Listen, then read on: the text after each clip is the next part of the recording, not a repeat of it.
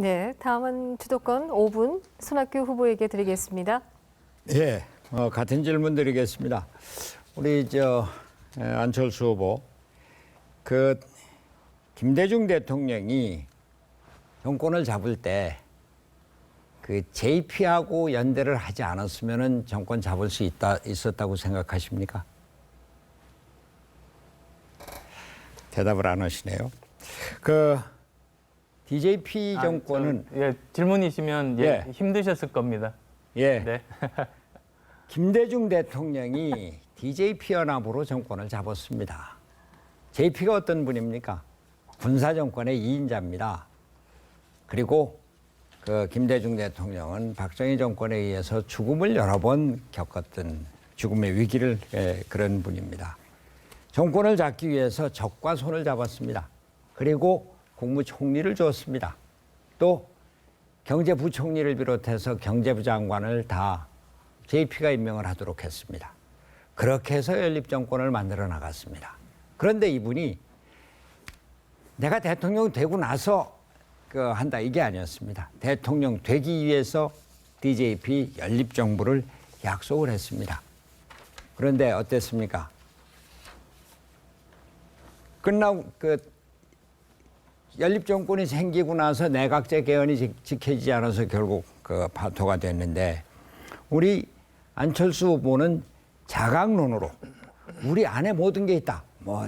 통일부 장관 한 사람도 있고 한 사람도 있고 한 사람도 있고 그 사람들 다시 정권 잡으면은 장관 시켜갖고서는 독자적인 정권을 유지할 수 있을 것 같습니까? 결국은 사전에 우리가 정권을 잡으면은 당신네들과 같이 어떻게 정권을 만들어 가겠다고 하는 약속을 하는 것이고 그것이 연대 연정의 기본적인 정신이라고 생각을 합니다. 여기에 대해서 어떻게 생각하십니까? 예, 지금 시대가 바뀌었습니다. 그리고 이제 바뀐 시대에 대해서 지난 총선 때 국민들께서 힘을 보여주셨습니다. 지금은 정치인들끼리 국민을 끌고 가는 시대가 더 이상은 아닙니다. 오히려 국민들께서 주도하는 그런 시대입니다. 작년 총선 때 많은 분들이 걱정하셨습니다. 이미 국민들은 다 마음이 정해져 있는 상수이고 정치인들이 어떻게 구도를 만드느냐에 따라서 따라온다고 잘못 착각하신 겁니다. 그래서 이제는 야권이 분열되면 새누리당이 200석 가까이 갈 거라고 그렇게 예측을 하셨습니다만 저는 국민을 믿었습니다. 국민들께서 정치인들 머리 꼭대기에서 알파고 수준으로 판단하신 겁니다. 어떤 구도나 이제 후보가 나오면 거기에 따라서 정말 최선의 황금 분할을 했었던 것이 작년 총선 결과입니다. 저는 이번도 마찬가지라고 봅니다. 네. 이번도 아까 말씀드렸던 그런 제가 반대하는 연대의 3원칙이 있었습니다. 거기에 따라서 정말 누구를 반대하기 위한 연대라든지 또는 정치인만을 위한 연대라든지 또는 탄핵 반대 세력에게 면죄부를 주는 연대는 반대한다고 말씀드렸습니다. 자, 이제 제가 말씀드리겠습니다.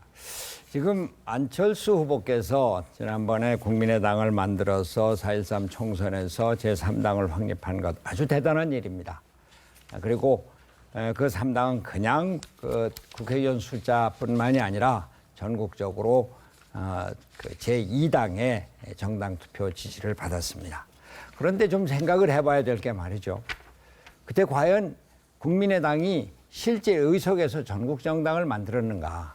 과연 전 국민들이 마음에 아무런 부담 없이 국민의당을 지지했는가? 이거 우리가 솔직하게 생각해 봐야 합니다.